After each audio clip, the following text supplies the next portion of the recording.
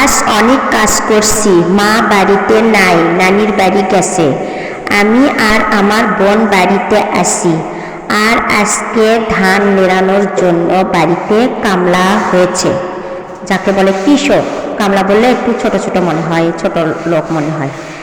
তাই সকাল থেকে রান্না নিয়ে ব্যস্ত ছিলাম দুই বোন। এরই মধ্যে হঠাৎ করে বৃষ্টি, তাড়াহুড়া করে ছাদ থেকে কাপড় তুলে নিয়ে আমি আসি। আর এরই মধ্যে আমার চোখে আঙ্গিনার দিকে চোখ যায়, আর আমি ভাবি আঙ্গিনা কালো, ময়লা আর শ্যাওলা পড়ে আছে। যে চিন্তা সেই কাজ, শুরু করে ফেললাম আঙ্গিনা পরিষ্কার করা। এখন আমার অনেক শান্তি লাগলো, আমি অনেক শান্তিতে আছি, অনেক ভালো আছি।